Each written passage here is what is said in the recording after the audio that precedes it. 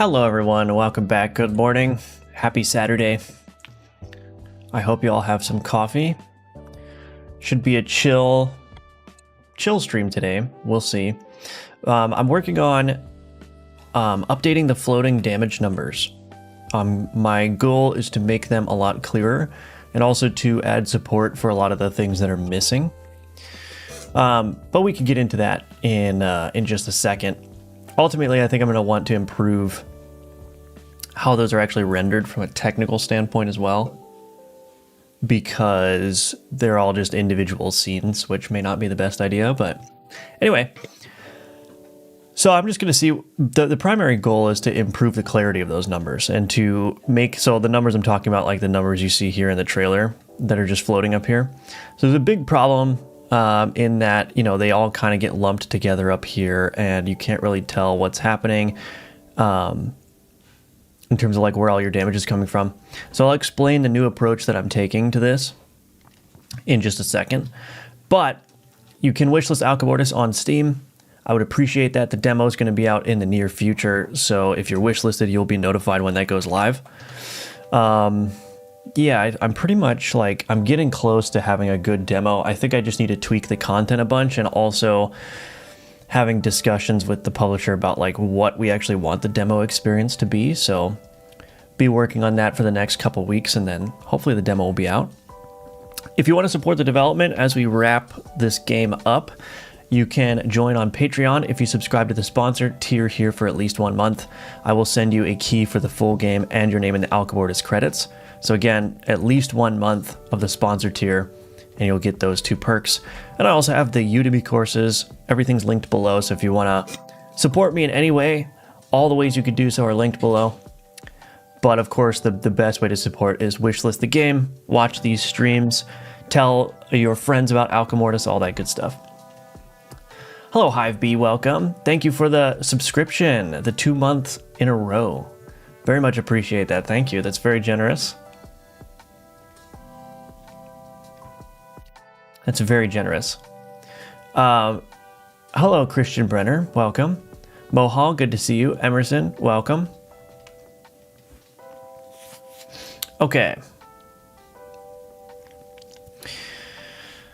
So let me get my bearings. So I was working on this last night. I want to restart these extensions too. I don't like having those badges just right in my face all the time.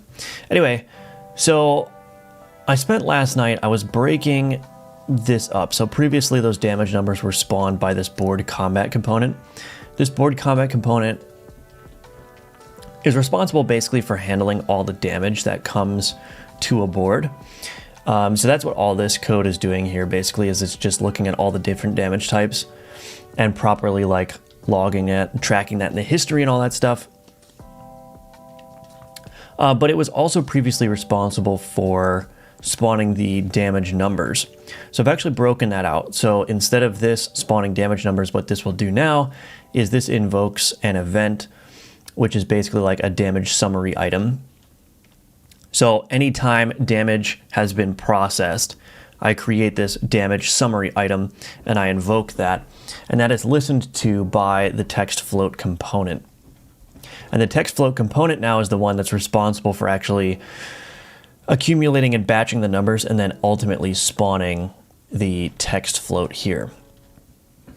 So I spent like, I don't know, an hour or 2 last night just disentangling all of those things and getting this into a good shape with the proper separation of concerns. But what I'm trying to do now, and this is the part where I ended up last night, is I have a concept of sockets now. So the idea is that in order to improve the clarity of the combat, let's just open up Asprite. New file. So in order to improve the clarity of combat, let's say that this square is my board here. So previously all the damage numbers are being created like at the top, right? But what I've done is I've basically created I'm storing some points, what I'm calling sockets. And I've got a socket here at the top left. I've got one in the middle, one in the top right, etc. So I've got, however many sockets that is. I guess it's 8, right?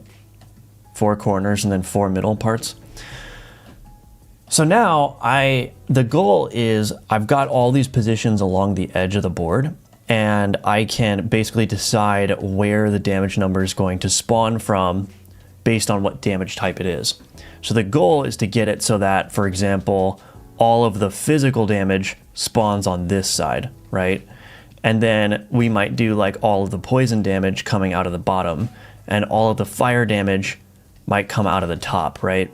And then we've got, like I was thinking shield would come out this way since it's defensive, so it would like fly towards the enemy. So assume the enemy's on the left over here. So the idea is that if I create like specific regions for each type of damage to spawn those damage numbers, you're gonna be able to a lot easier follow like a particular type of damage that you want to follow. And then for things like bleed, I want to support. This is not currently supported by the damage number system, but I also want to do things like support bleed. So I'd be able to like maybe specify bleed as being like halfway between these 2 points, and then they would have their own little like bleed icons and stuff. So the goal is if I create specific regions on the board for specific damage types, it'll become a lot easier to follow like how much damage you're doing or like when things are triggering. So anyway, that's what I'm in the middle of doing. And so that socket code is here, this update sockets.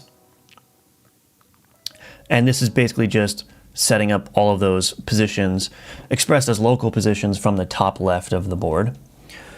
So the part that I was getting stuck on though is that I actually need these things to be mirrored. Because like, for instance, if I want the armor numbers to come out toward the enemy, obviously they're going to have to go on a different side of the board depending on where it's oriented on the screen, right? So the player armor numbers are going to have to go to the right from the right side of the board, from this side of the board, while the enemy armor numbers need to come from the left side of the board. And I thought I had solved that, but I tested it before I went to bed last night and it didn't work. So let me just make sure that this is correct. So right middle, damage type shield, socket, right middle, that's correct. Can I ask you how you approach shaders in your game? Like the pixel art confuses me. Welcome. I don't know how to say your name. Guido? So I think maybe there's 2 separate concepts here, because you say the pixel art confuses me, but how do I approach shaders? So maybe you're talking about like the crunchy, the low resolution nature of it. Yeah, see, I'm not actually entirely sure what you mean. So I'm rendering the game at a low resolution 640 by 360.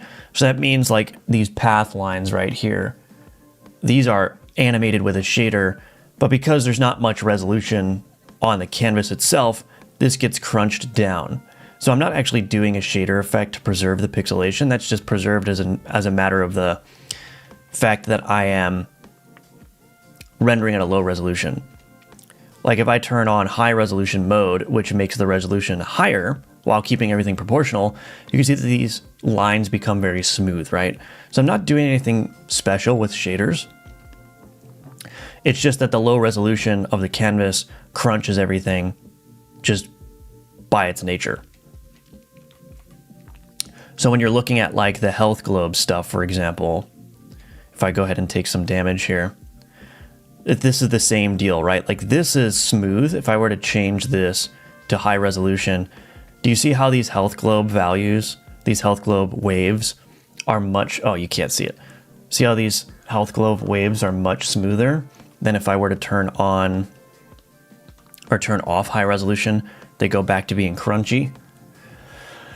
So yeah, I'm not doing anything special with the shaders. I'm just applying shaders in accordance with the effect that I want to achieve, and then I'm just letting the low resolution take over and crunch it down for me. The pixel art is a separate thing. The pixel art, those are just textures. So I just draw the textures at the proper resolution and that's it, right? Gideon, okay, gotcha. Hello, Mike, welcome. Saw your game Alchemortis. I'm trying to make games myself. I know Godot and GDScript well. I can make sprites and idea. Only thing I'm missing is I never know how to plan the game and end up quitting.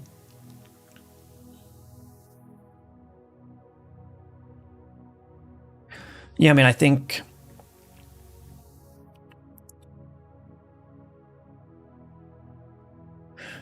Yeah, I mean, I don't know. I don't know if I have good advice about planning. I think what I would say is that maybe your ideas are unclear because you're not giving yourself enough constraints with respect to the scope. So the thing that I've learned these past couple of years of like trying to do game development seriously is like creating constraints for yourself is actually extremely important. You don't want to have this massive like realm of possibilities because that just ends up being paralyzing. And that's true at every level. It's true from the art design. It's true from like a deadline perspective. It's true from a game design perspective. So if you have trouble like planning the game, like I think one thing you could potentially think about doing is just reduce the scope of your game from the start. And what that might look like is just like, okay, here's the one mechanic that makes my game, and I'm basically just gonna get as much mileage out of that mechanic as possible, right? I'm not gonna add all these extra supporting features. I'm just like, here's the main mechanic, like how far can I push just that thing? And so instead of having all these possibilities, like, well, I've got this mechanic and that mechanic and like these 5 features and how do they work together, you just streamline it all down, whittle it all down to just like one core thing, and then build what is necessary to support that thing. Game jams are a great way of figuring out how to do this, by the way, because you don't have that much time in a game jam, and so you can't go off on a tangent and do a bunch of unrelated features. So I think like trying to be cognizant about creating a very, very focused experience will naturally sort of get your plan in order, if that makes sense. Is this GTA 6? No, it's not, unfortunately. Welcome, the Stoned Python. Hello, Fork, welcome back. Downscale everything in the game and add pixel textures.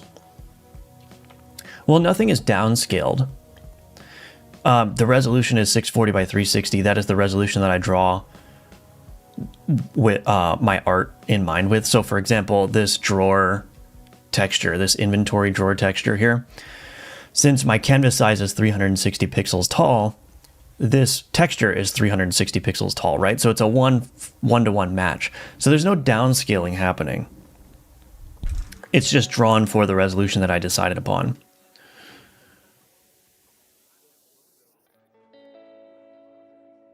And then like the items here, these are drawn in accordance with however big the tiles are, which each tile is 18 by 18 pixels.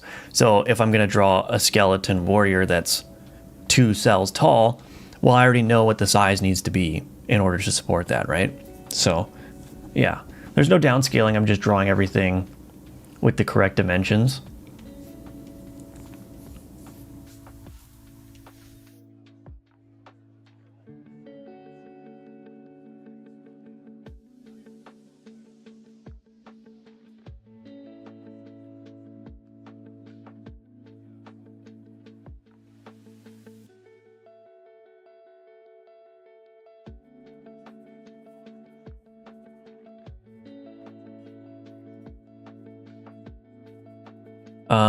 So I'm kind of, let's see.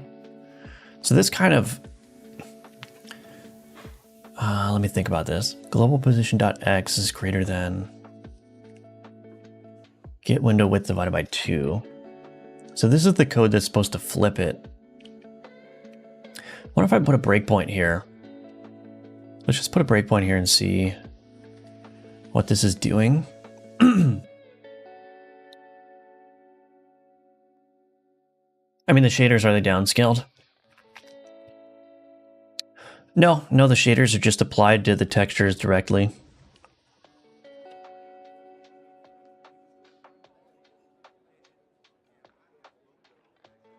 Yeah, the shaders are just straight, like, fragment shaders on the texture.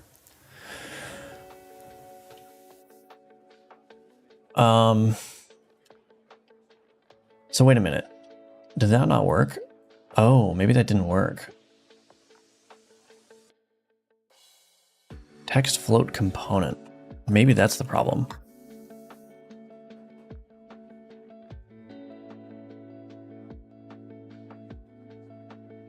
Or maybe this is never firing. Interesting. If that was the problem the whole time. So I was unfamiliar with this, like, syntax for swapping dictionary keys, which is why I'm like a little bit hesitant here. But apparently this is what you could do to swap dictionary keys. Like, basically, I want right middle to go to the spot of left middle, and left middle to go to the spot of right middle. And apparently you could just swap around the keys like this, but I've never seen that before.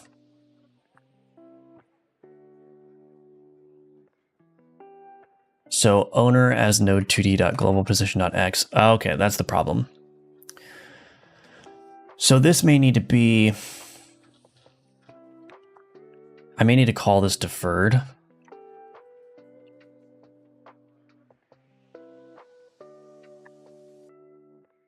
And if I were to look at the state utils, is that what it's called? Create enemy board.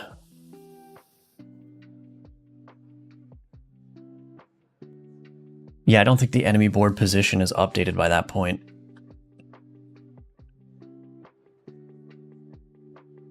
I mean, let me think about this. Is this the way that I want to do it? Do I want to do... Do I really want to do a check on the position, or...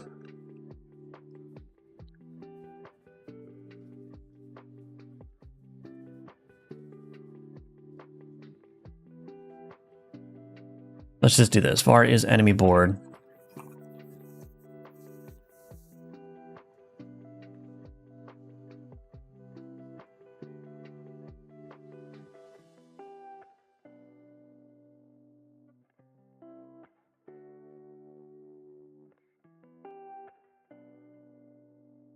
Player board.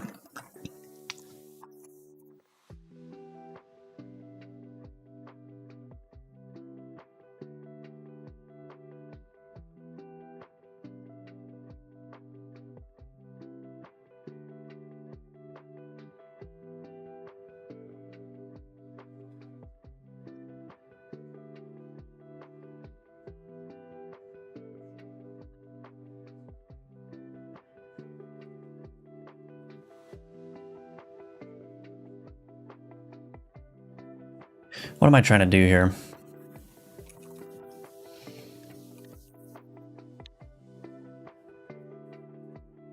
Is enemy board. Oh, I can just do... Okay, let's do this.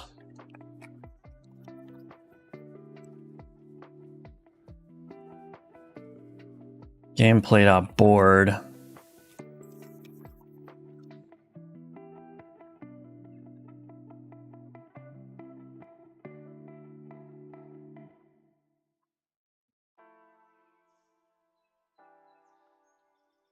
Board manager is enemy board.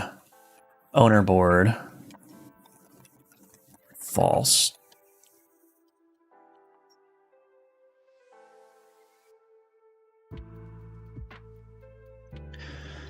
Okay, we'll try that, and then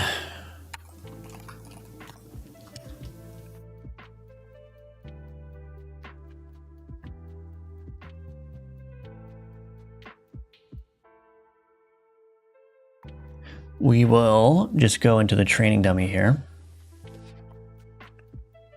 See if that works. Godot video explained using nodes as components. Sadly, you can't control a parent character body 2D from a node. Yes, you can. I don't know exactly what you mean, but yeah, you absolutely can. If you have a reference to the character body 2D, you can move the character body 2D from outside that. You can call move and slide on a character body 2D from anywhere. Floating numbers, what for? This is for the combat numbers.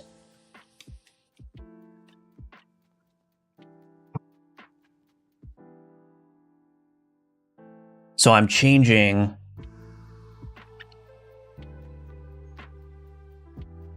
how the combat numbers appear to make the combat hopefully clearer. Value cannot be null.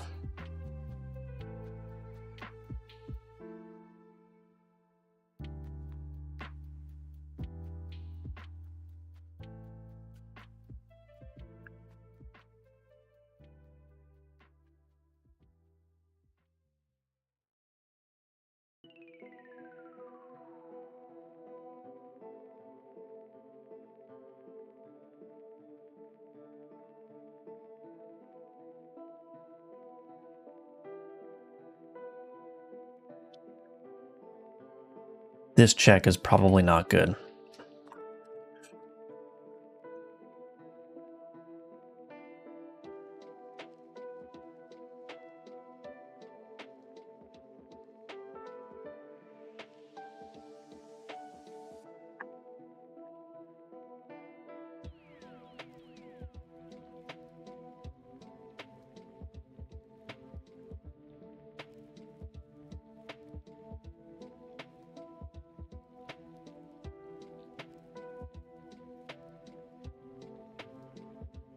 I think this still needs to be...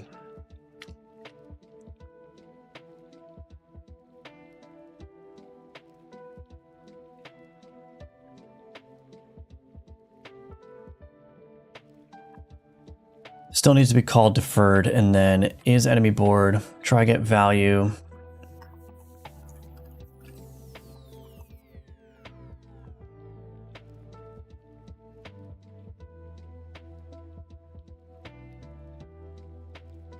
Okay, that check should be a little bit more reliable.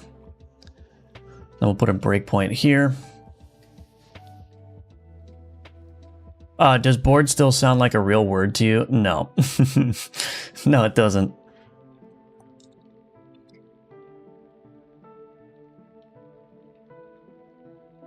All right, that seems to be working.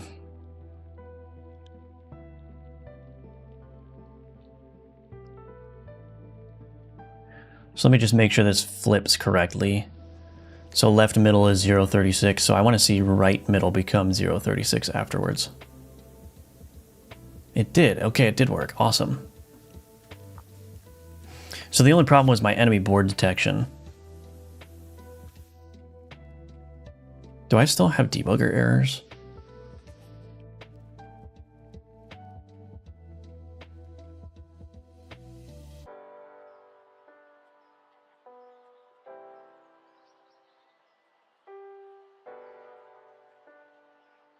Okay, so we're getting there.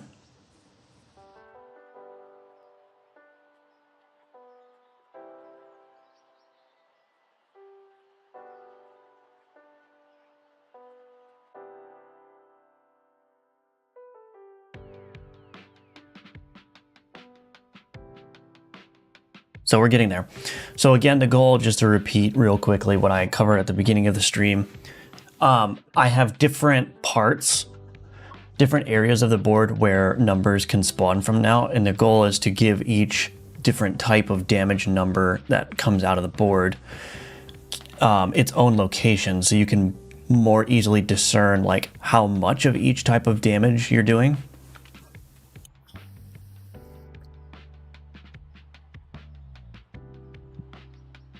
So that's the goal. Oh, you can see, like, look here. See how the necrosis is coming out of the corner now? Now I'm going to change this. Like, I'm going to add a little bit of variance to how these things are spawning, but you can see that I've got very clear spawn points for the different types of numbers.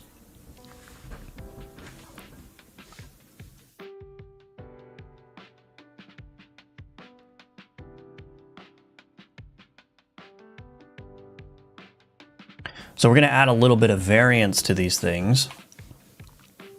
which is going to be the next step. But yeah, that's generally what I'm trying to do. And the goal is like, it will hopefully make, so if you consult the chart, the goal is like, you group all the fire up here, you group all the damage and bleed here, you group all the poison here, and then it becomes hopefully much easier to see what's happening.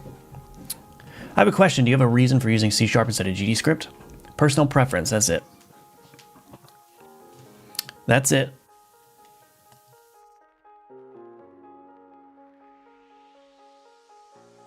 Okay.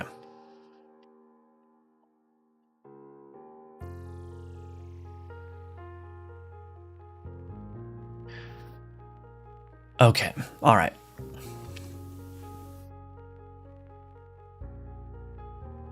So I'm going to add some variance to how these things are created now.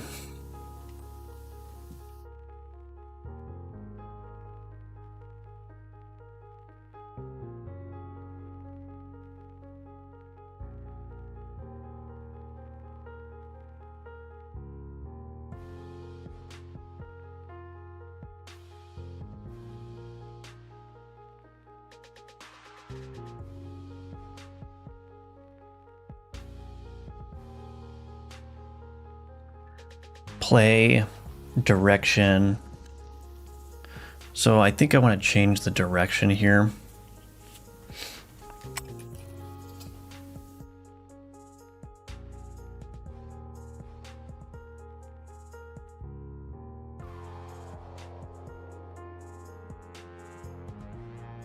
Angle degrees variance.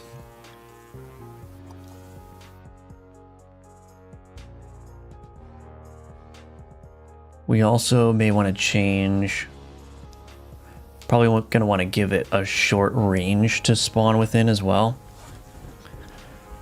Yeah, how am I going to do that? We'll see.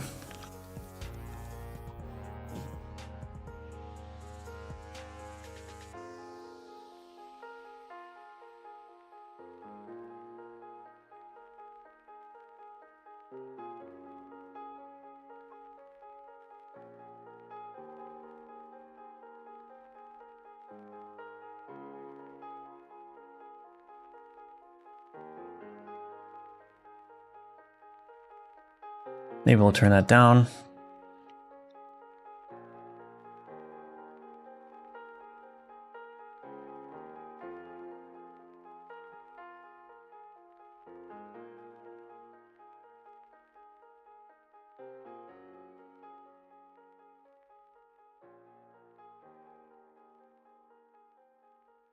Okay.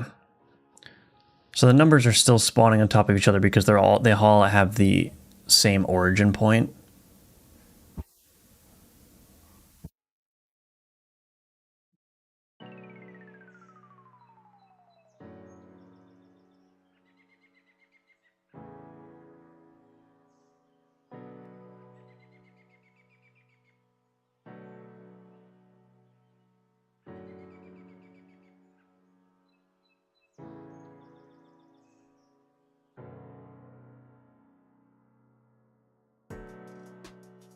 Okay, so we're getting there. I'm going to change some things here.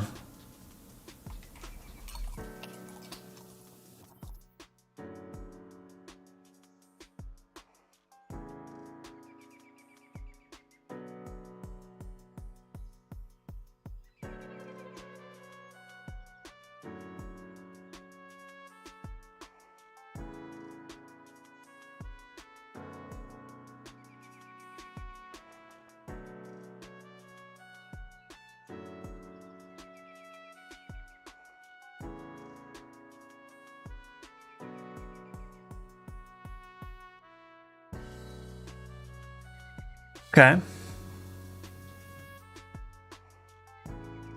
So let's try to get some positional variance in place. I'm just trying to think, like, how would I do that? Because it's going to be depending on the direction that they're coming from.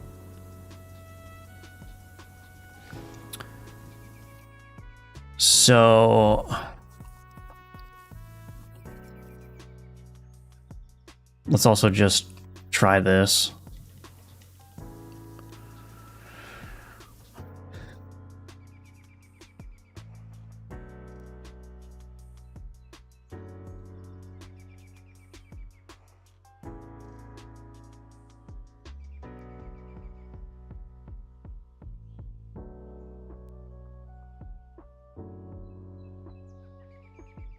So I think what I can do is, so basically what I'm doing is I'm saying based on the socket position, which is the position where the numbers are coming from, get the direction from the center to that position, and then basically send it along that direction.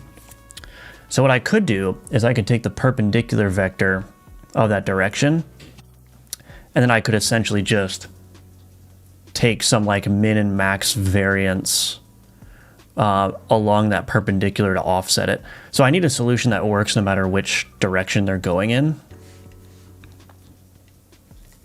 So I think that might be the way to do it. So essentially what we're going to do then is let's go to the text float here.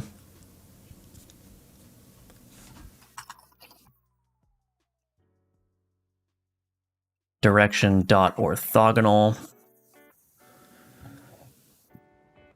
So I'm going to want to change the offset variance. And the question is, do I want to make that based on the board size? I think maybe I should. Board center position. Maybe I also put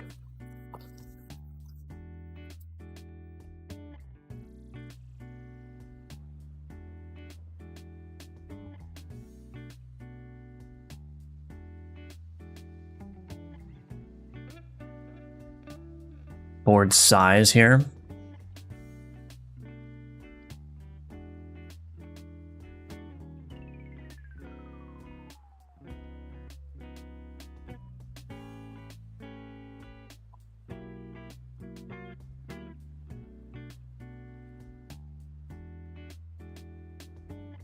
Board size, board center position.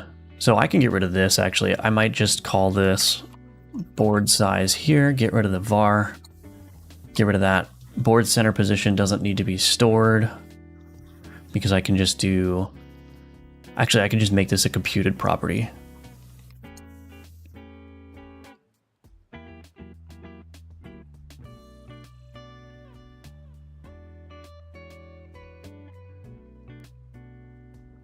That'll work.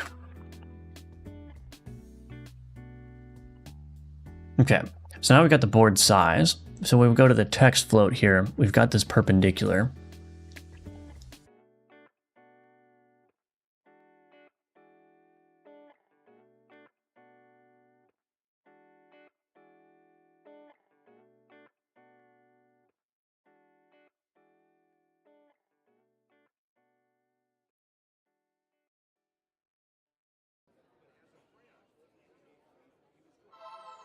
Trying to think like, how do I want to do this?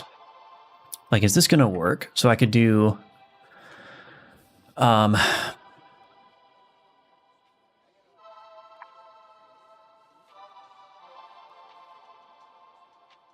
offsets is equal to args.board size divided by 2.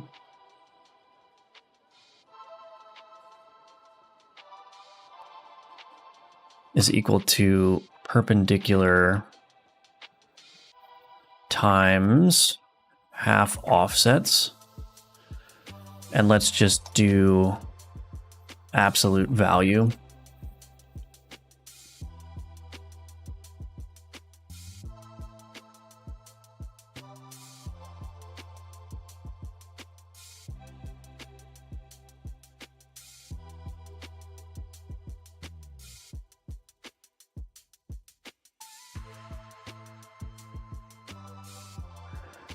So perpendicular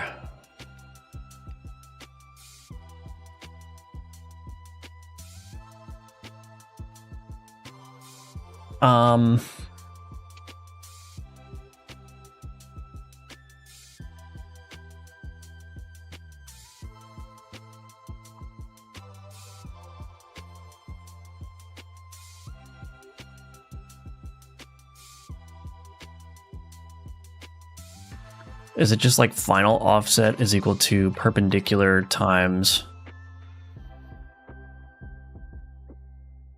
No, I already have that. So I could do final offset is equal to half offsets times matthew_til.rng.rand f range. -1 to 1. I have no idea if that's going to work, but that's okay.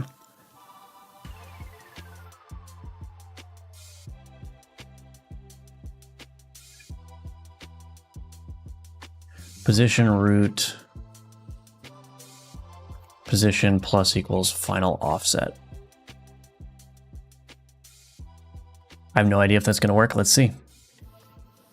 Hello, Budget Jim. Welcome. Good to see you.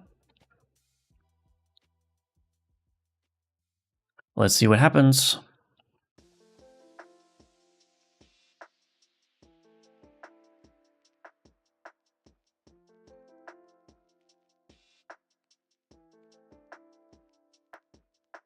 I'm realizing that the half offset is not what I want.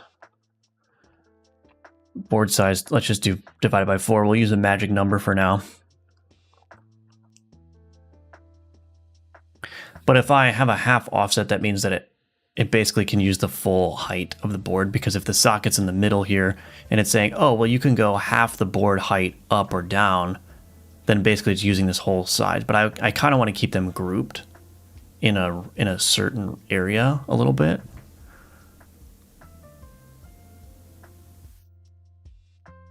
And actually, I may remove the randomness in the direction as well.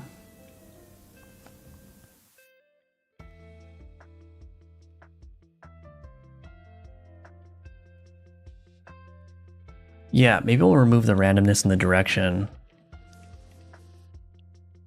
Let me think about this. I almost need to recalculate the direction.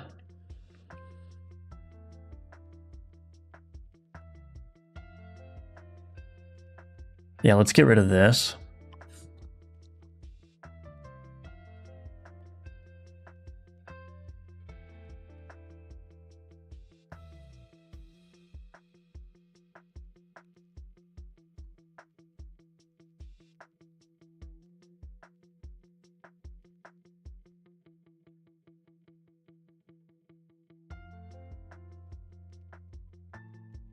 Yeah.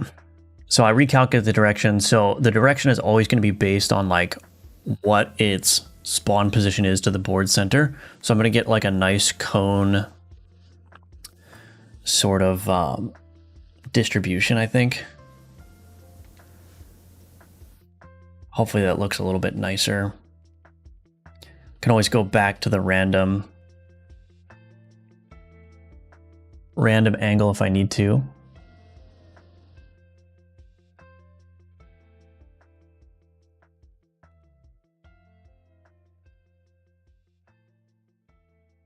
We're going to change the animation of the text floats as well. I'm just trying to see if the socket stuff is going to work. Now, see, that direction is too... Oh, maybe it's okay, actually.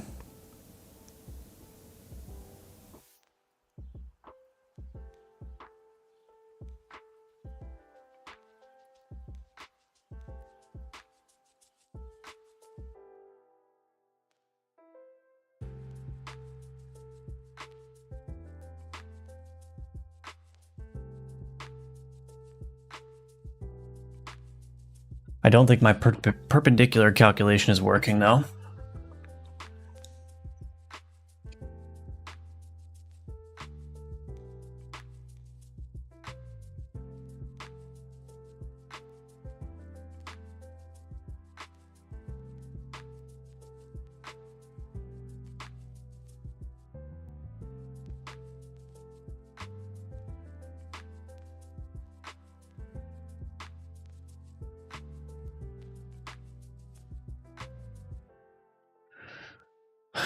So what essentially I'm trying to do, I'm trying to get like, so here's the board center position.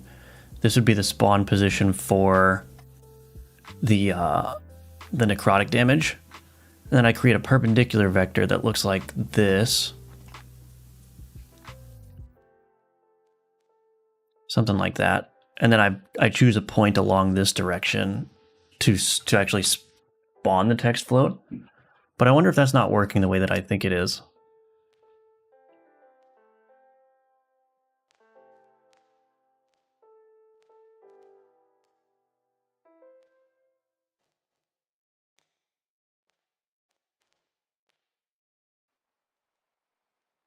Hello, Michael SRT. Welcome. Going well. How are you doing?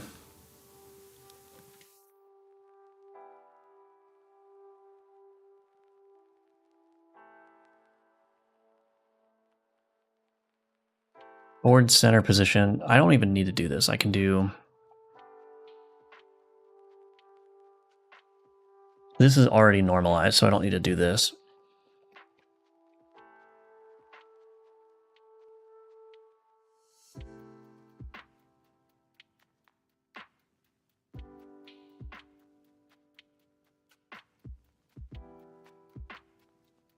Position root position is equal to plus that.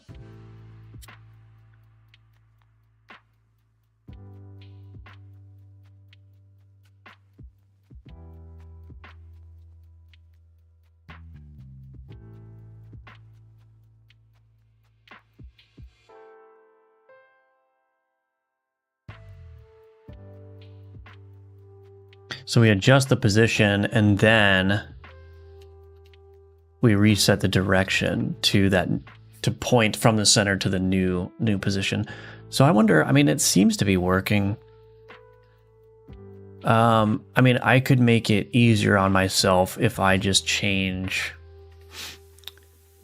the physical damage to be like bottom right, for example, or bottom left, because they're going to be swapped.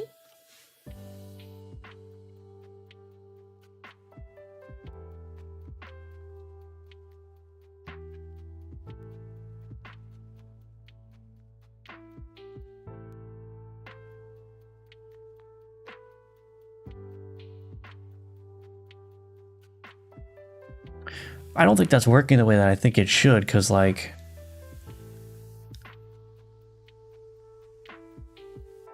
those are not, they should be along this line here, not along this line. So what did I do wrong here? Perpendicular direction dot orthogonal.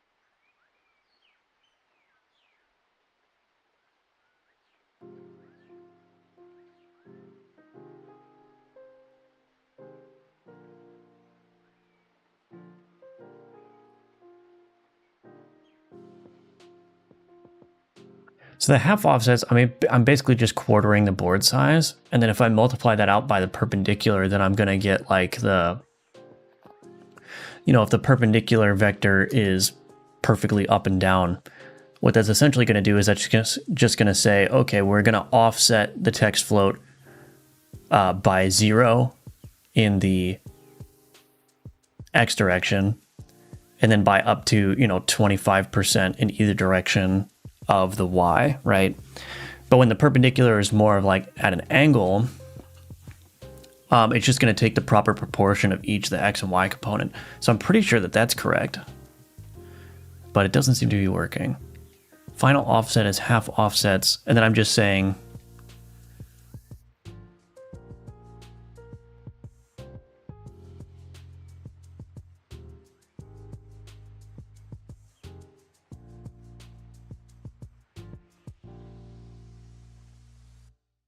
yeah, maybe I'm doing this wrong, actually. Maybe this needs to be...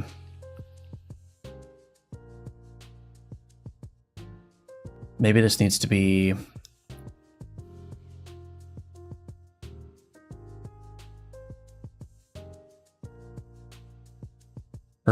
Well, no, it's going to be the same thing.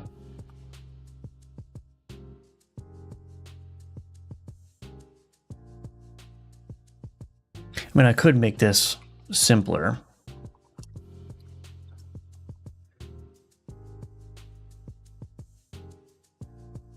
Oh, maybe the absolute value is the problem. Yeah, that was probably the problem, actually, because that would...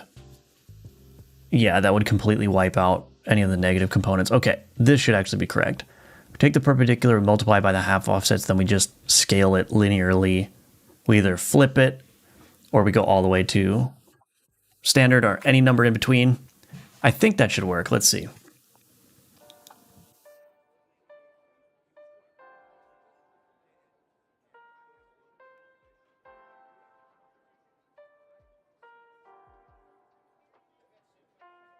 There we go. That's more like what I wanted to see. So you see how those things are spreading out from the corner? Well, sometimes they get grouped together, but they're spreading out from the corner better. Okay. So that works. I want to get rid of this change.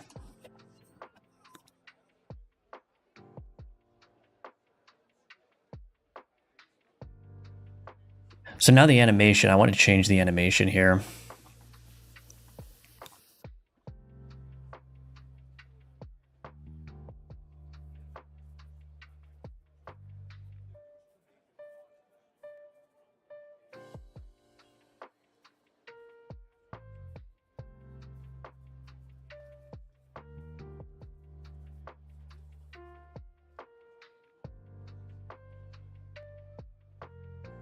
Let's change some of this.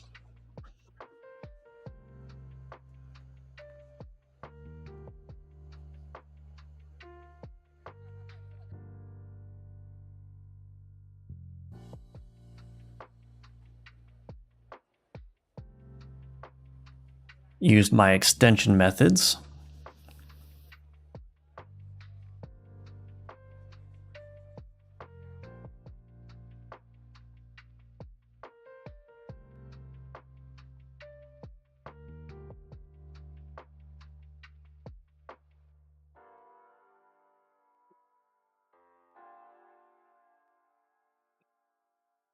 I'm going to change this one to in.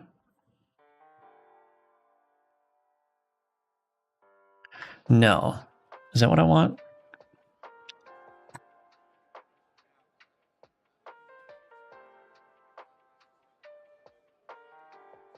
Well, let's just see what that looks like, I suppose.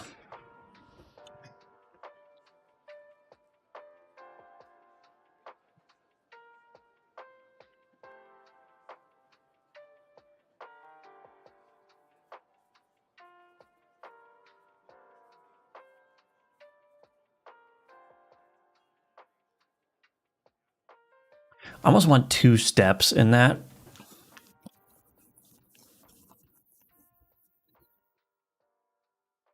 I want to go from position root to this position dot out dot cubic. And then I want to do direction times like, I don't know, 96.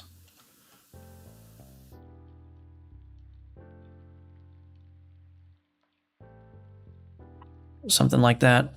Now this has to be, the problem is these have got to be parallel.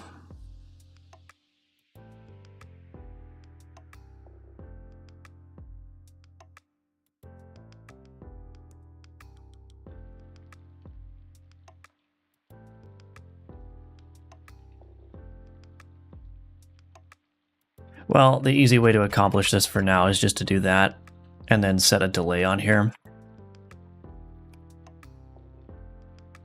But I don't think I want to keep that. I just want to see what this looks like.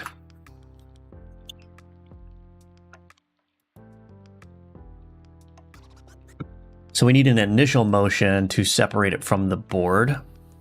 And then we need it to hover a little bit and then go away.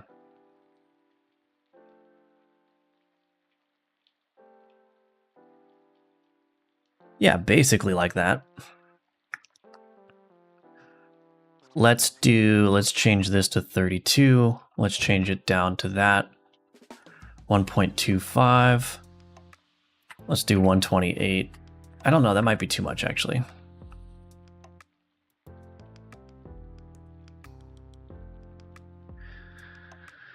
Set delay here. Let's turn this up to 1.25 as well.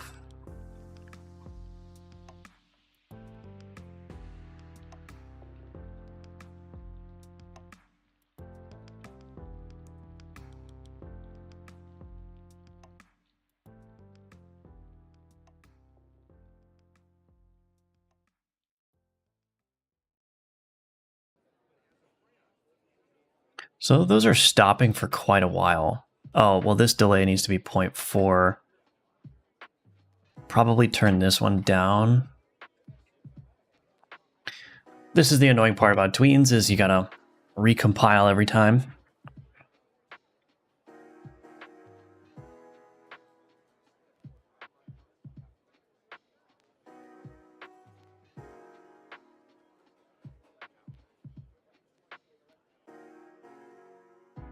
Those are not scaling out now.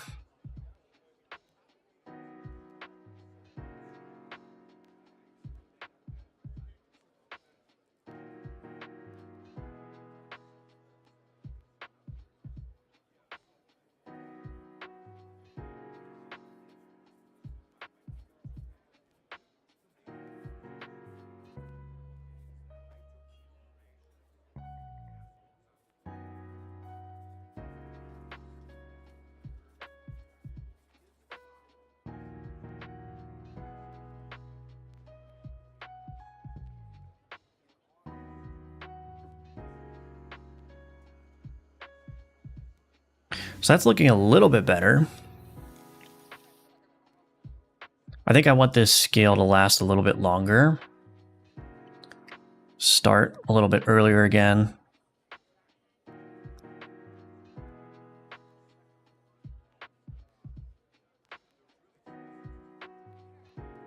Turn that one down as well. Don't have to spend too much time on this. I just want to see if I can get this feeling a little bit better. Because there are some other big items to do with this system.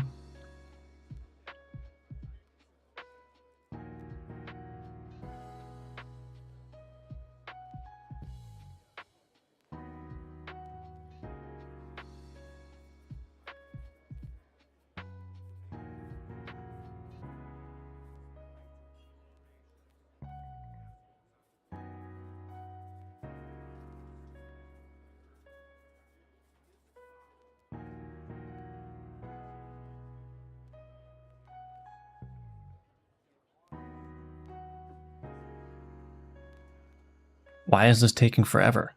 Thank you.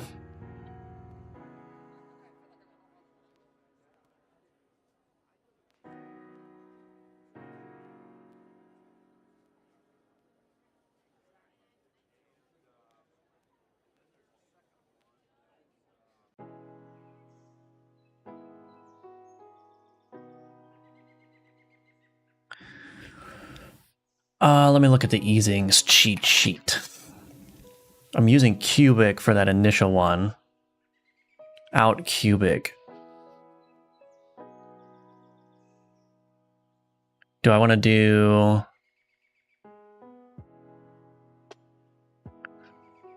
Let's try quad, I guess. Could also try like in, out. Would that work? Well, we'll try it. Let's see.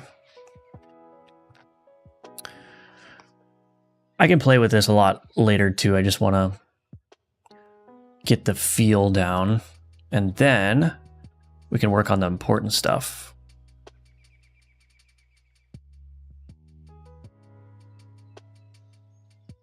Okay, so I think that's looking all right.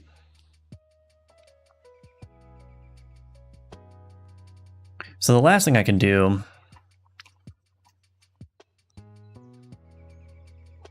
we'll set the speed scale from anywhere to 0.9 to 1.1. Just to add a little bit more variance to it, and hopefully that's all that's required. So make it a little bit faster, a little bit slower every time. And then that should hopefully make it look less uniform.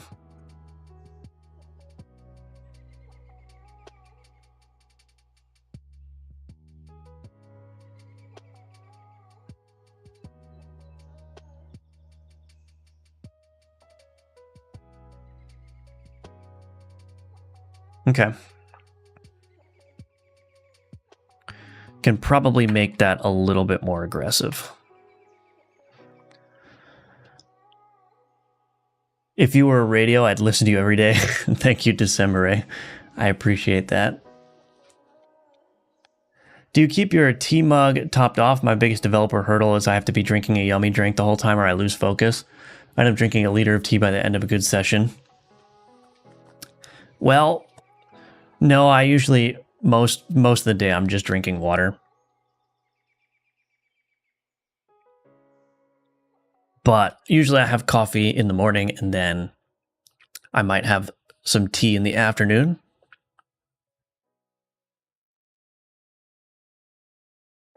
Okay, I'm liking how this is looking. I could do more work to like make sure the numbers are separated from each other as well, so they're less likely to overlap. The other thing I want to do as well, which would help quite a bit, I think, is these extents should change. So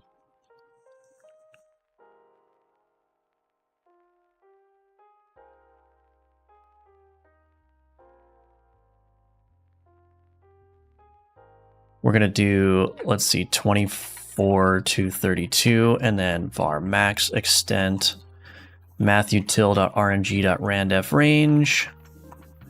Let's do 64 to 80 or something.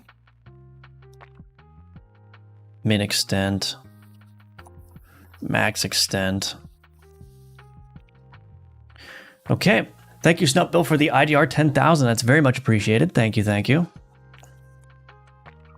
With the message yummers, welcome back.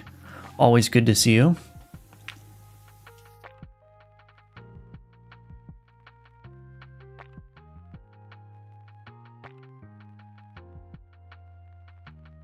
Okay, I like how that's looking.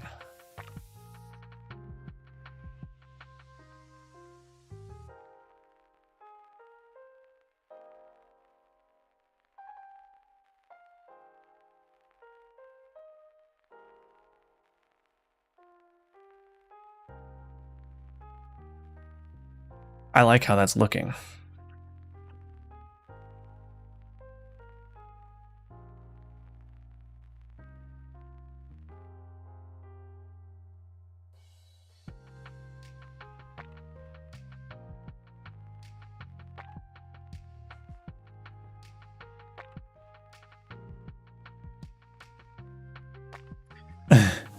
Okay.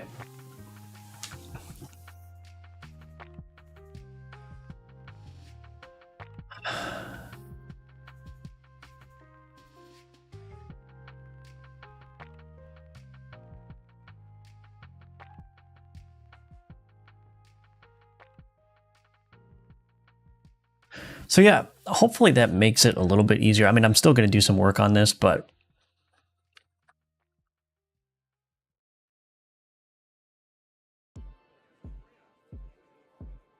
since all the different numerical types are grouped together, it'll be easier to tell, hopefully, like how much of each type of damage or status you're doing. So yeah, I think that's good. Okay. All right, so text float improvements. Okay. So the tricky part, the whole reason why I even started doing this rework in the first place is because I want to show, that's done. So I want to add miss, blind, confuse, and stuff like that.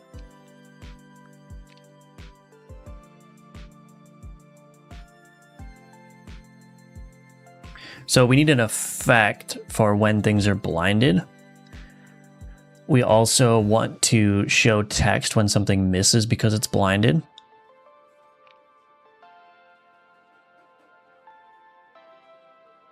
So yeah, I think, let me think about this.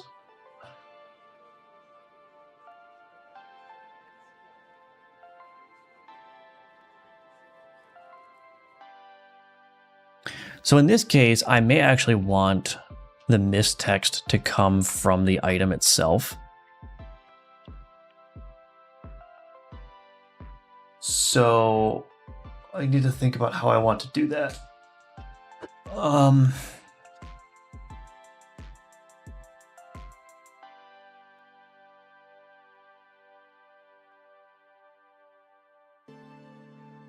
Yeah. All right, we'll think about that. I'm going to take a quick 3-minute break though, and when I come back, we will continue on with this.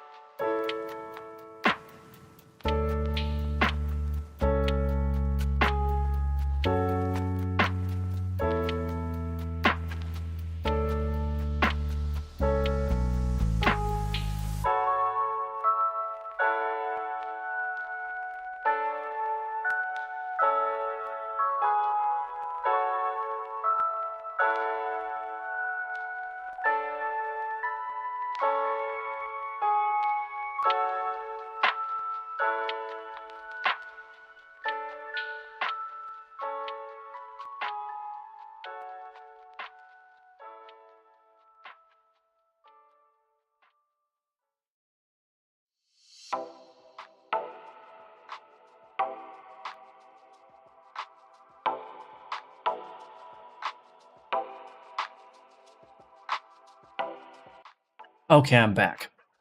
All right, so we want to show when things miss because they're blinded. Now this is actually going to be really tricky because I probably want to push that through that text float system. But the problem is that text float system is currently only driven by, well, it's not really driven by, but it only responds to the board combat component. The thing is, when something misses its abilities, we have this artifact events blind miss.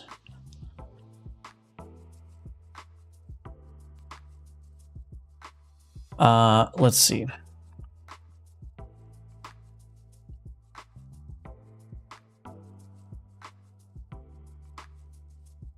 Game events, card ability executed.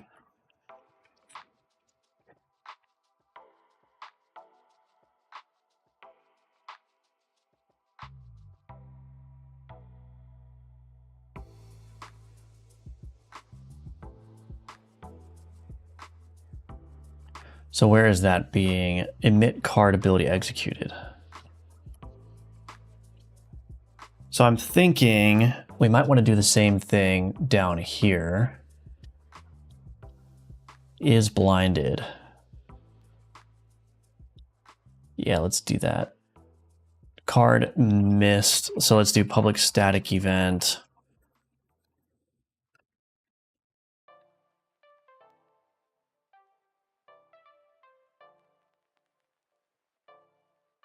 I actually don't know how this is going to work.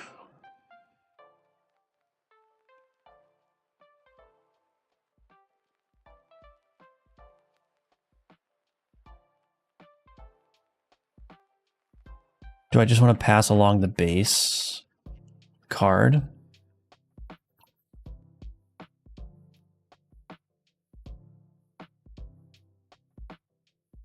I think so.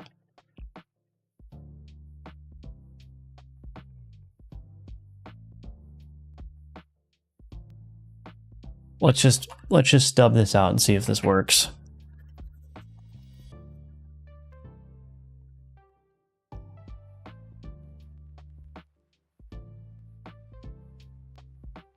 Okay, so we stub that out. Let me look at the effect player component. Well, first, in the base card, we're going to want to omit that.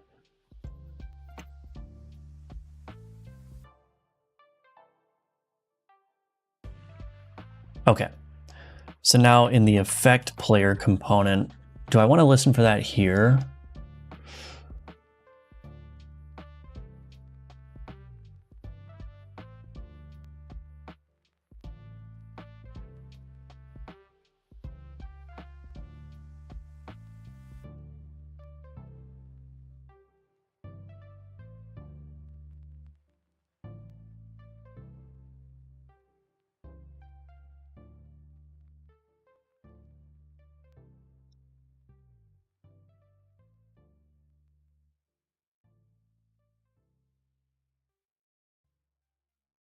Yeah, what I may do is I may... Where is this effect player component? Is this on the board? No, it's not. Oops. What does do? Effect player component, view owners. Oh, it's here. Oh, I see. So...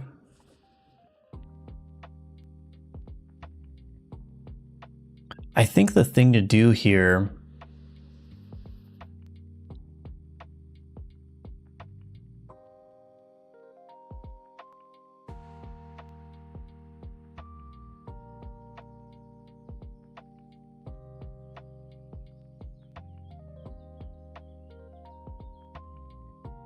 How do I get, so the question is, how do I get the miss event into the proper text float?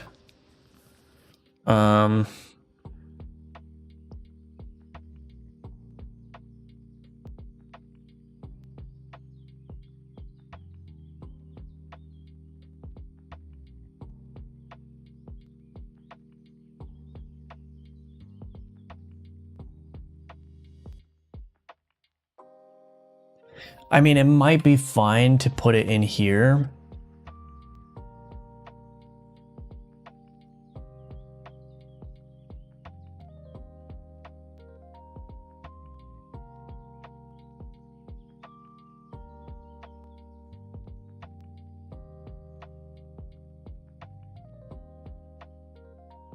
Maybe I'll just do that for now.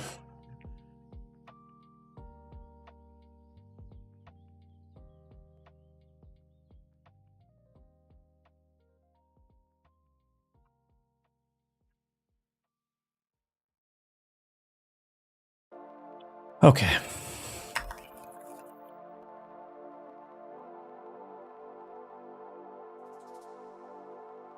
If not owner board, let's do owner board, board inventory component, dot has card, base card is not equal to true. We return. Okay, otherwise we can go ahead and create this. So the problem now is that I need to improve this flexibility so I can show things that aren't numbers.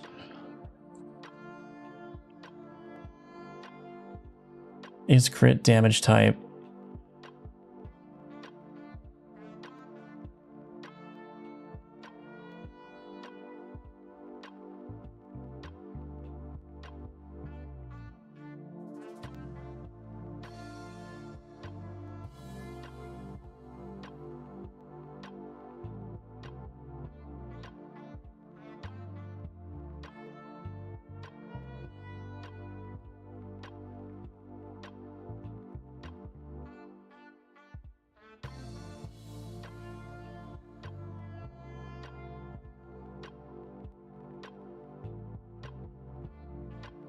So we've got create damage float. It might be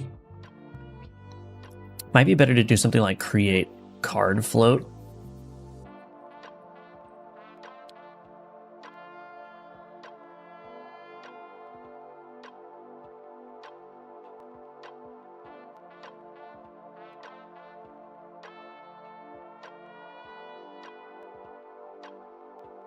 Let's just do it the simple way to start. So we're going to do amount 0 is crit false damage type dot. Actually, can this be nullable? Let's make that null.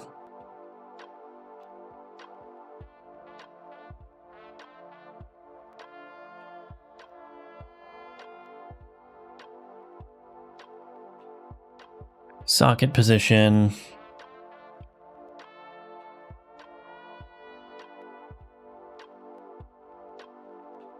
Hard node dot.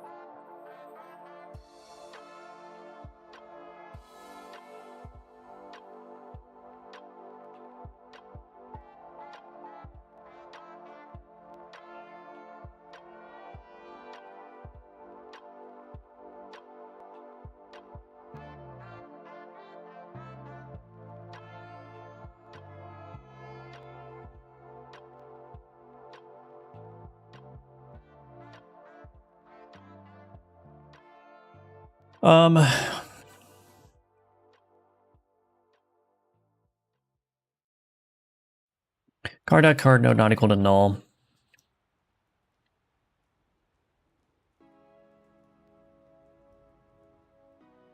We'll just do that.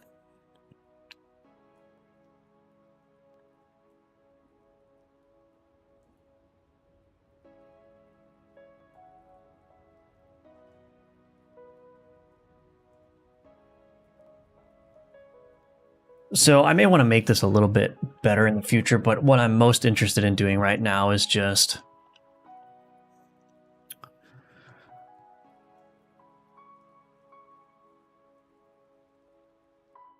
well, let me think about this.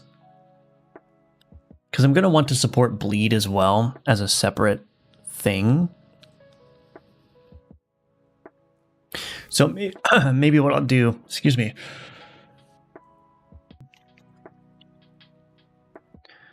We have this icon type. Is that used anywhere?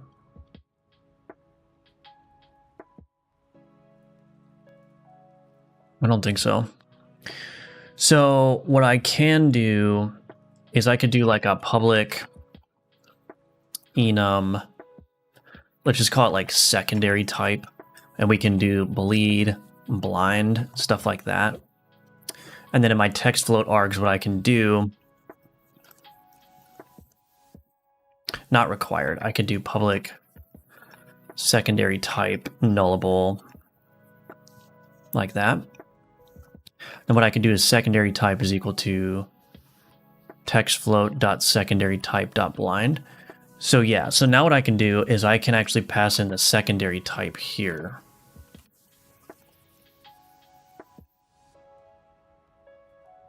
I mean, that might not be the best thing to do either, but we'll just get it working.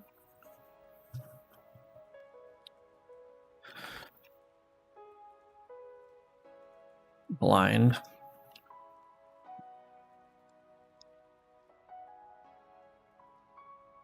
Okay. So create card float. Interesting. All right. So we're also probably going to want public vector2 direction override. And we'll pass that in here as well. Okay.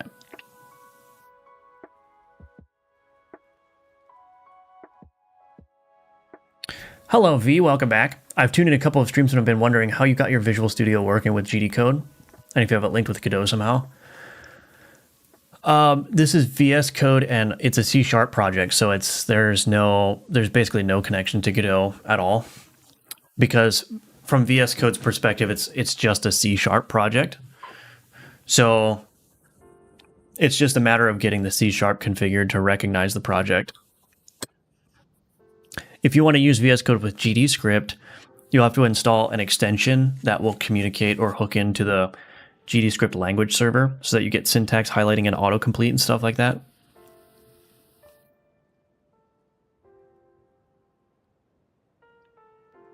Would making UI with Godot be better or worse if you could use HTML and CSS for styling instead of nodes? I've always been interested in that. I've always been interested in like, yeah, what it would look like if you could create UIs with HTML, CSS. I mean, I personally would like that. The amount of flexibility that you get with that would be awesome.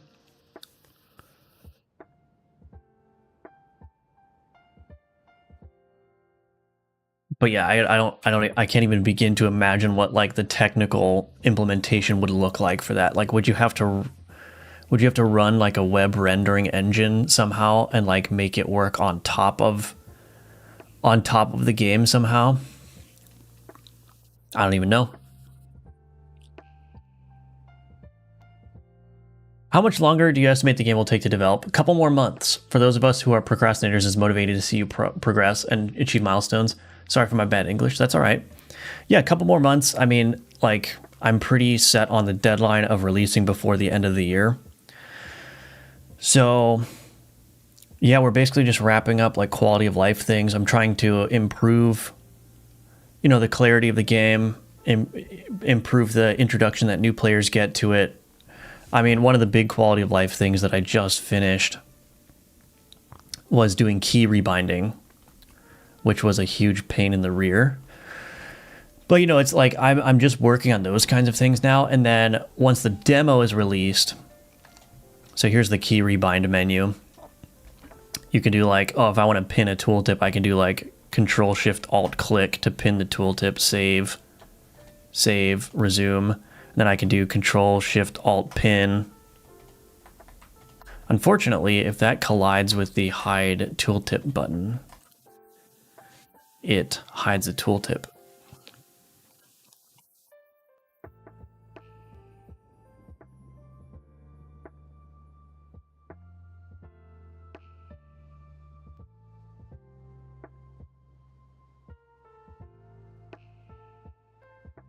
So I'm going to fix that later.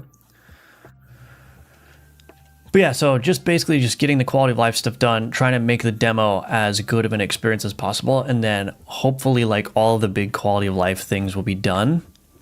And then basically from the time the demo releases to the final release date, I'll just be focused mainly on adding content. So we'll see how it goes. I always wanted to do UI with HTML. That would be sick. Yeah, I think it would be. It would be awesome.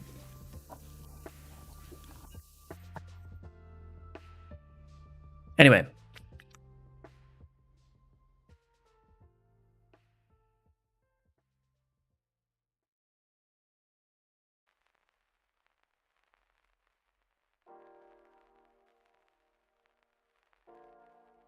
So this configure.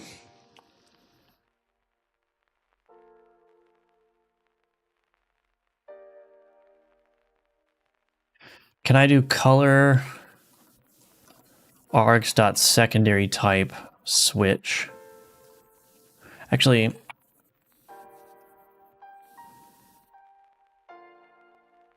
yeah, it is orange.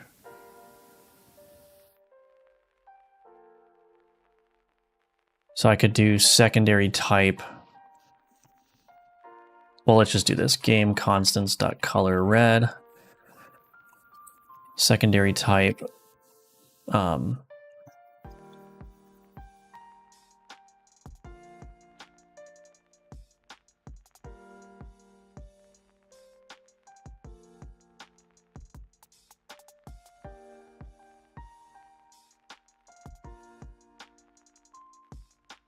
And then we'll do the same thing here.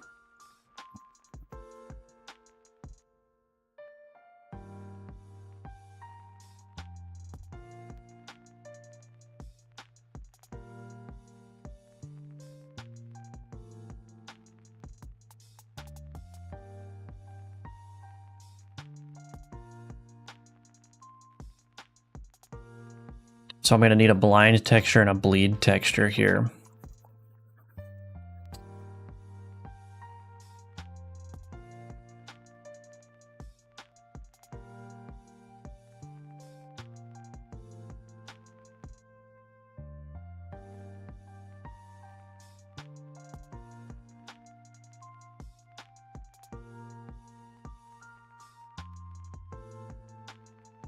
Okay.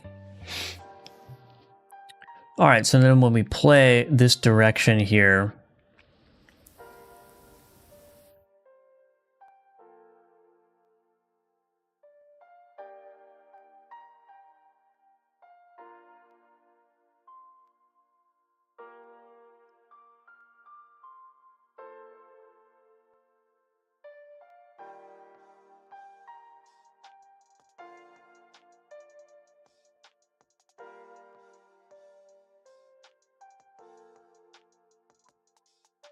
var final offset is equal to vector 2.0.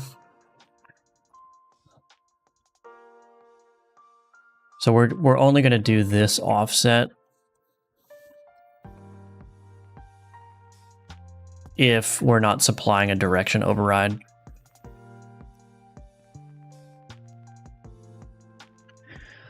Okay, so hopefully that works. What else did I add? So direction override secondary type. Is that it? I only added the secondary type. So I'm hoping that will work now. So on card mist, I'm creating the card float. Oh, I need to change the text. Right. Label that text. So this is args.amount. So if I do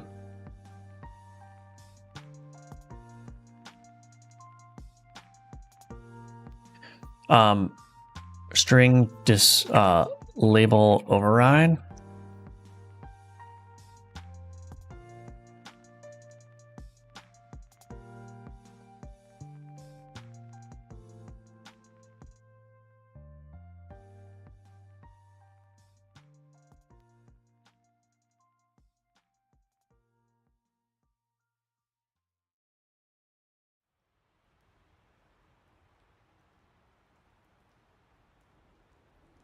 Translation string.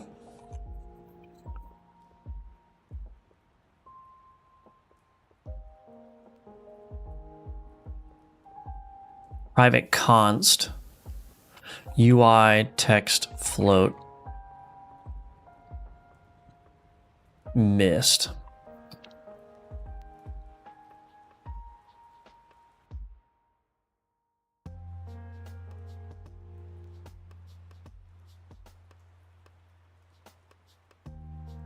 Okay, and then we'll do label override. Null coalescing to that.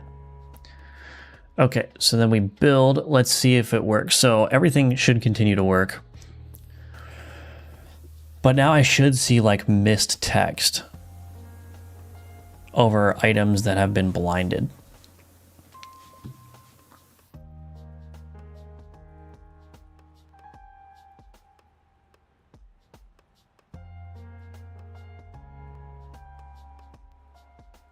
So if I add item giant squid, I think this one blinds, right?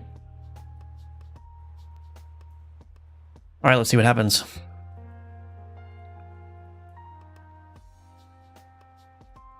Oh, see, we got the mist text there. Now it went in the wrong direction. And also I did not configure the textures for that. So let's see.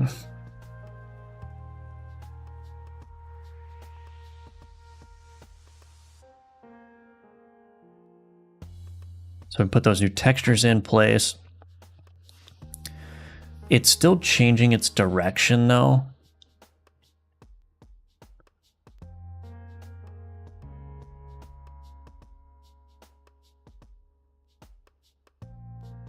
Oh, we can remove this and put this here.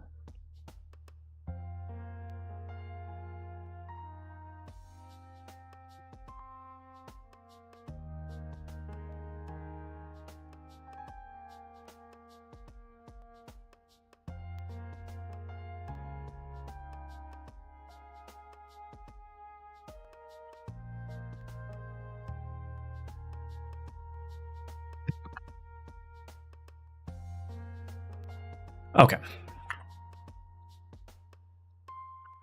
Let's see what happens.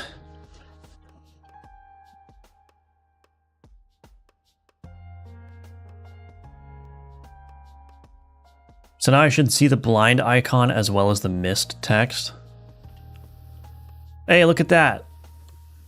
It works. Hard to tell which card it's coming from. I think that's largely because it's not actually centered. So this text float, this label here. Actually, I wonder if it would be better to center this. We put the icon texture rect under the label. We set it to that. And then we do offset transform like that. So now what should happen is, as this grows, the text will be centered and the icon will be off to the left. Also, just to make sure,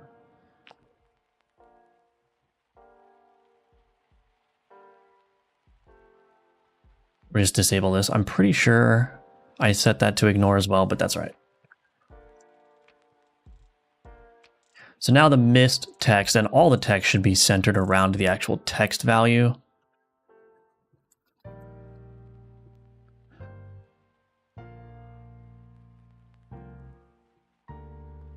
So let's see if this continues to work. Yeah, nice.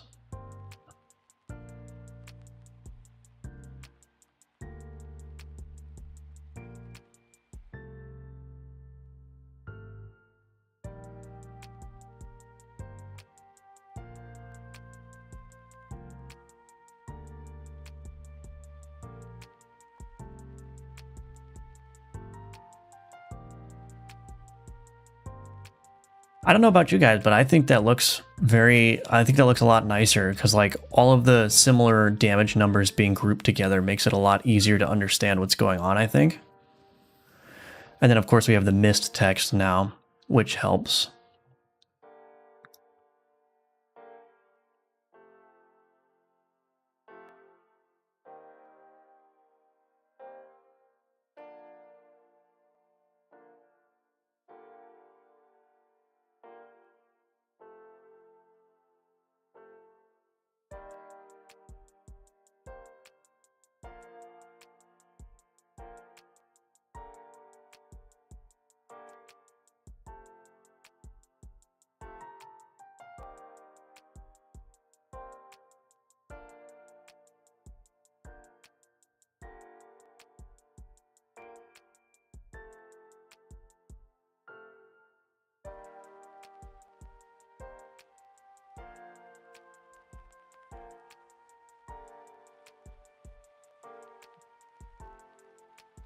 Yeah, I think it's looking good.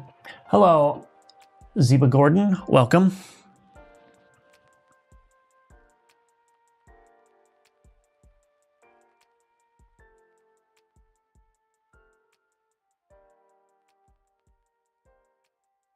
Yeah, I'm liking how this is shaping up.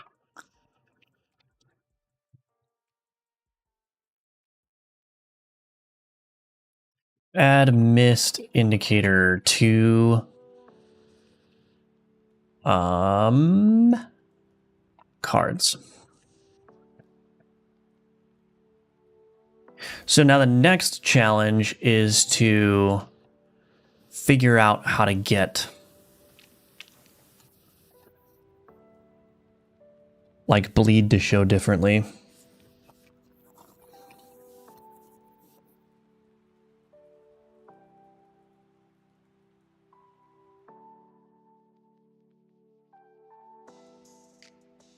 Buy status type is bleed. So if I go to my board combat component where I am invoking this damage summary item created,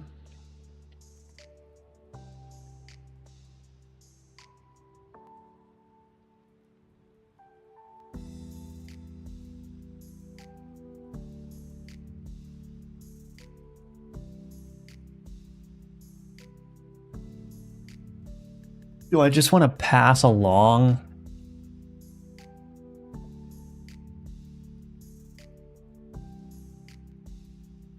Do I just want to pass along the buy status type?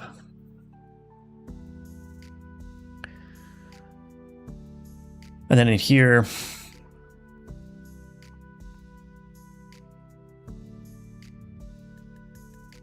we pass that along there. Then in the text float component, we want to do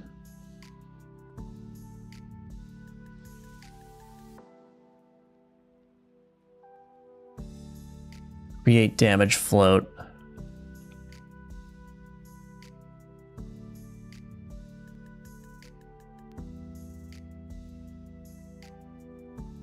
So the problem here is that this is not getting the full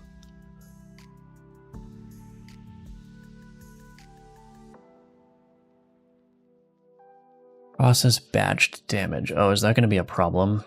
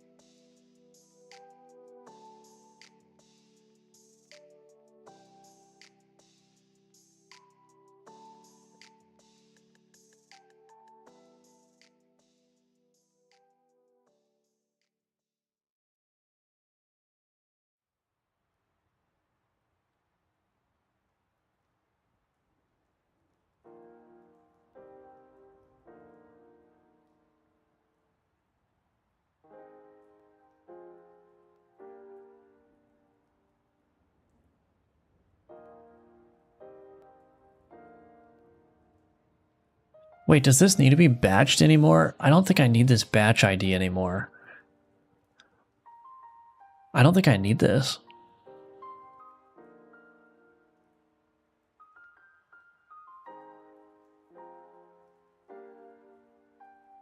So I think this batch ID used to be, so it used to be the case that I would handle, for example, each application of bleed differently.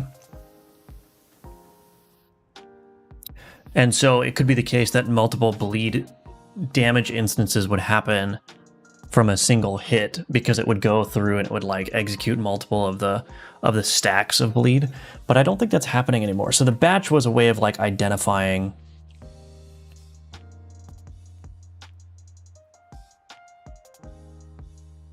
it was a way of identifying like which damages were part of the same action. But I actually don't think I need this anymore, which is actually going to greatly simplify everything. So I'm going to get rid of the batch ID. We'll see if that works. Yeah, I don't think I need that. So we'll just get rid of it everywhere.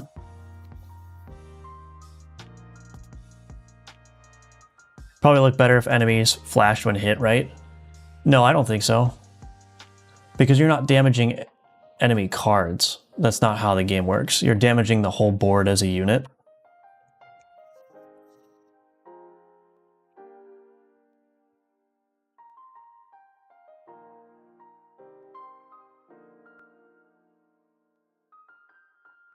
Welcome to the stream, by the way. Error FF2SG.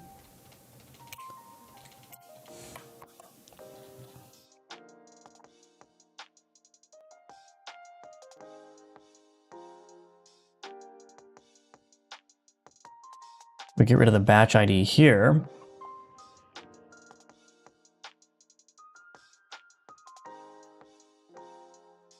And now we don't need any of this.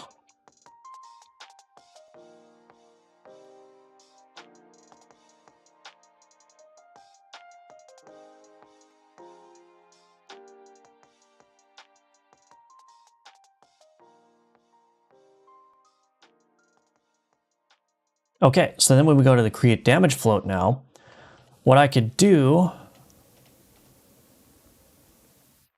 Oh, this damage type is equal to null. Actually, I don't think that's necessary. So we can actually simplify this quite a bit now.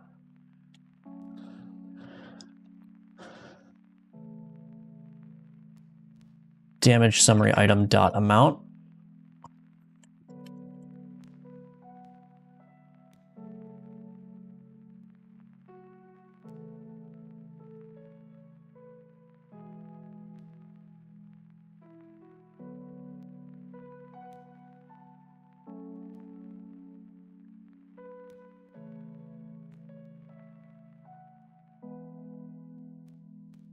We'll just do this for now.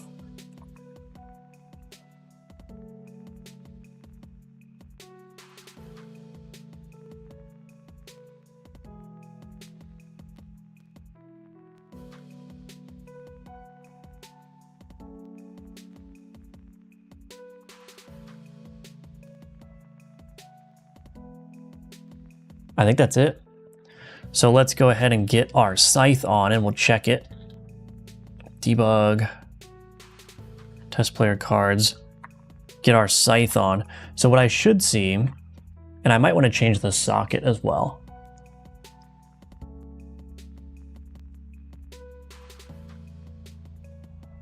Physical poison. Holy is top right. Heal is top left. So yeah, this is the part where maybe I want to do like more sockets, but we'll just keep it. We'll just keep it with the damage group for now. All right, let's see what happens. It's crazy how easily you refactor your code. Well, thank you. I mean, you know, that's just experience. I've been doing this for a while. Also, like refactoring becomes a lot easier if like if you have a sense for how to design the systems up front, then refactoring is not so much an effort of like, okay, how do I disentangle a bunch of things? The refactoring is more a function of like, okay, now how do I trim the fat, right? Like, how do I get rid of the stuff that I know I don't need? But because the systems are like properly isolated and everything has a specific responsibility, like I don't really need to think too hard about like, how is a change in this class going to affect everything else? Because this class has a very narrow responsibility where it doesn't, it is defining its own behavior. It's not defining anything else about the game. So it's really easy to just go in and like change how the data within that class is being processed or you know, handled. All right, so we should see some bleed. Dang it, it didn't work.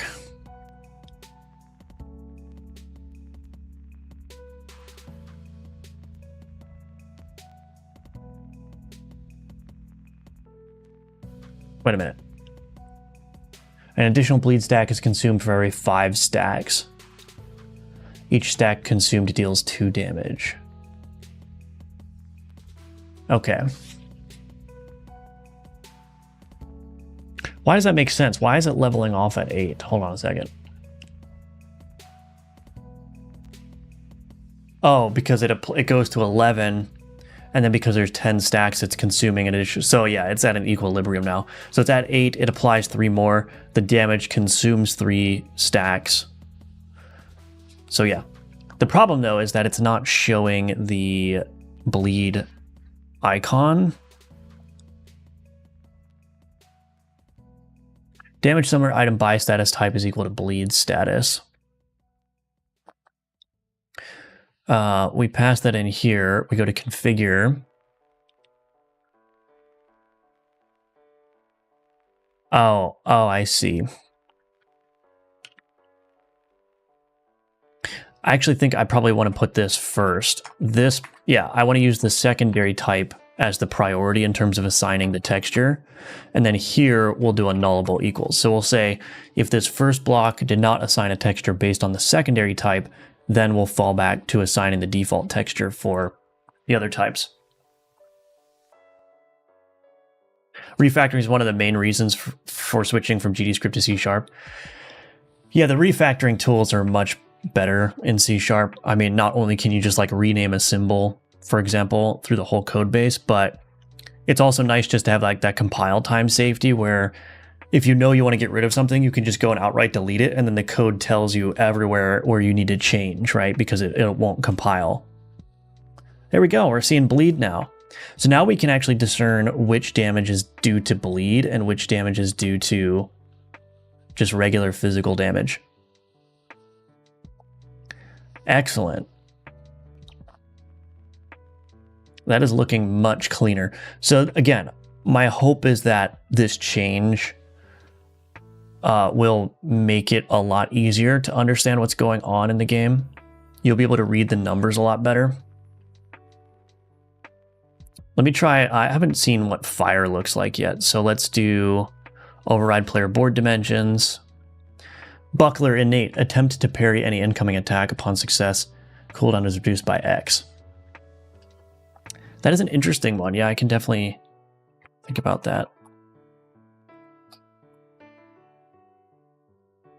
Okay, let's just fill the board with skeleton mages, and we'll see what happens.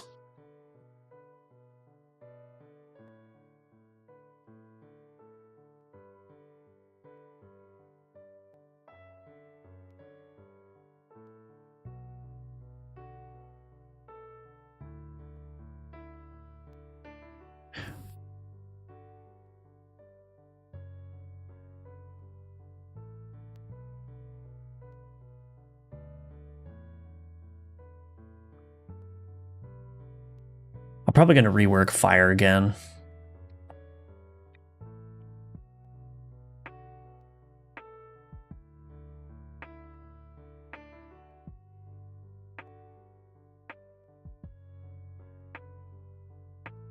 I may make this, make these extents larger.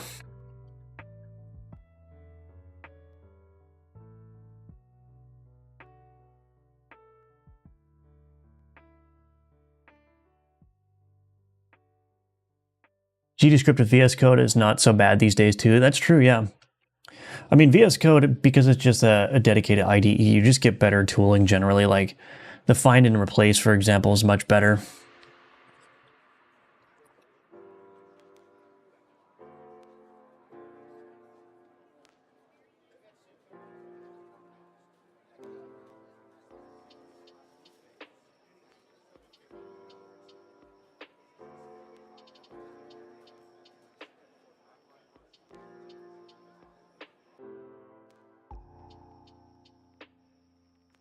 So I don't, this is like throwing me off.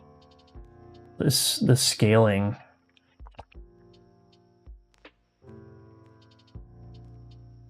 Is throwing me off.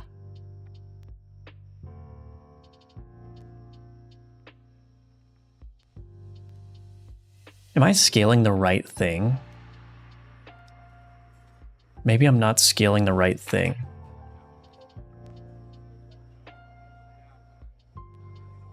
No, I am scaling the right thing.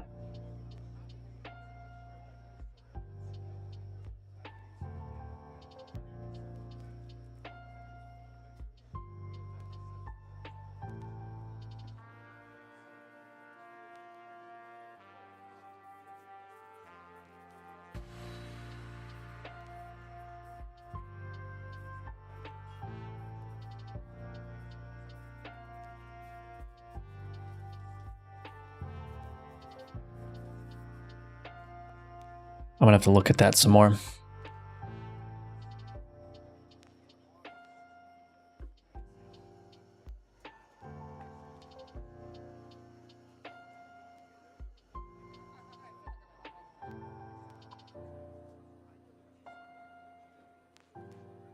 But the autocomplete sucks, kind of. Oh, in VS Code for GDscript.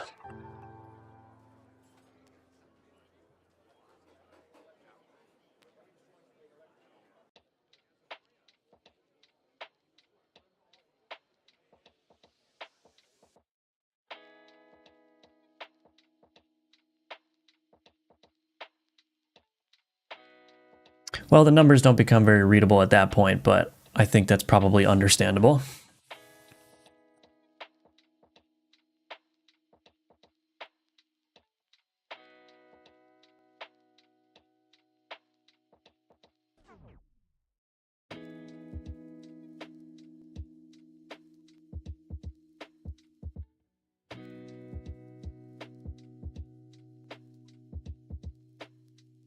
Okay.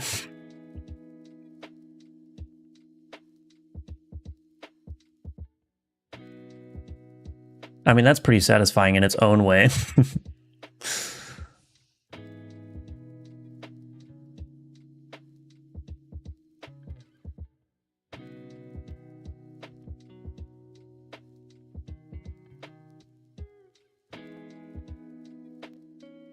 I may introduce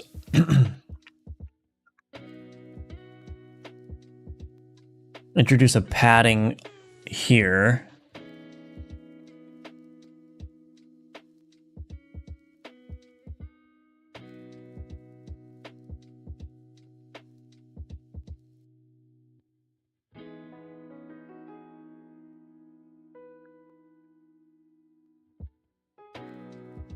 args.socket position.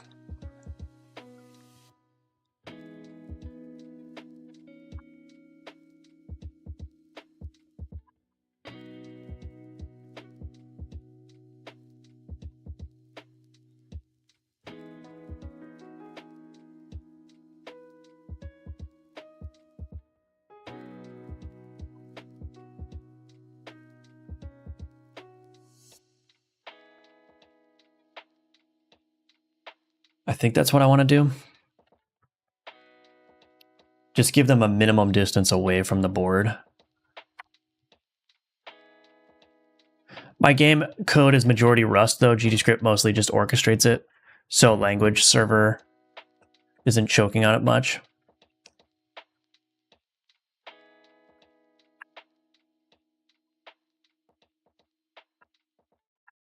Oh, I need fuzzy search. Fuzzy complete. Let's see.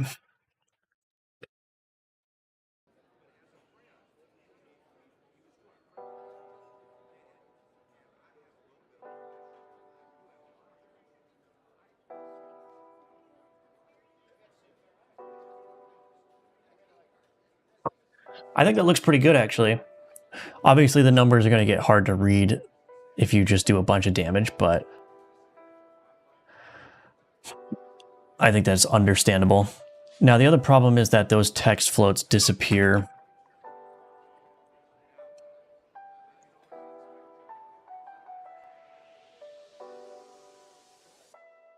So I need to figure out what to do about that. But yeah, I'm feeling pretty good about this change. I think it's going to do a lot for the clarity of the game.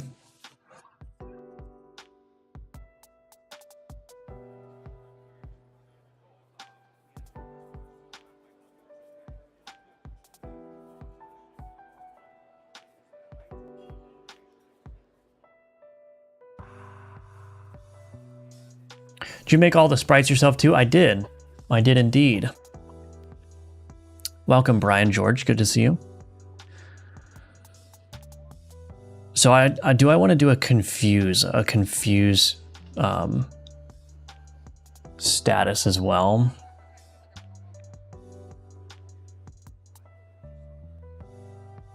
I don't even know what I did in this work. What did I do?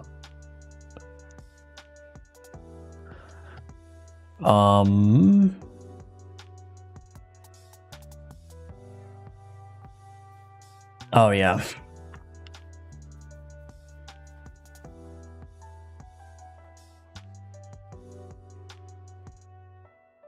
Cool. Let me think. So the question is, do I want to do a differentiator for confusion as well? Because confusion deals self-damage. How would I actually log that? Let me think about this.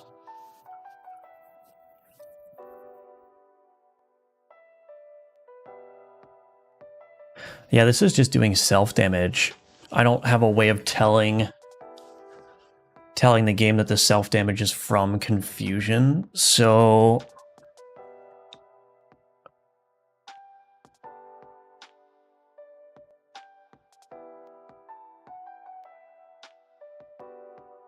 I mean, I could do something similar.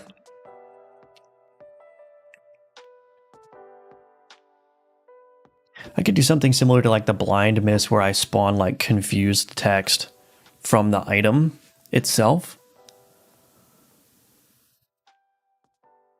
That could work potentially.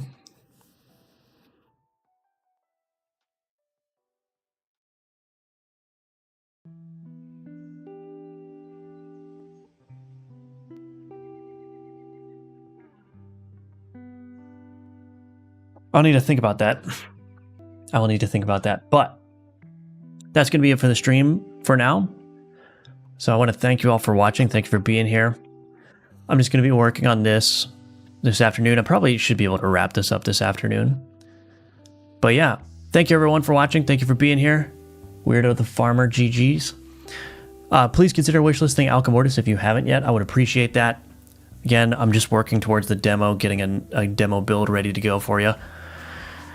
We're approaching the end here very, very rapidly, and I just got to get the demo out, and then I can spend probably a month and a half on just adding content, so that I'll be good. But yeah, thanks again, everybody. Have a great weekend, and I'll be back at it tomorrow at 10 a.m. Or not tomorrow, Monday at 10 a.m. Eastern. I don't stream on Sundays. Okay, take care, everyone. Bye-bye.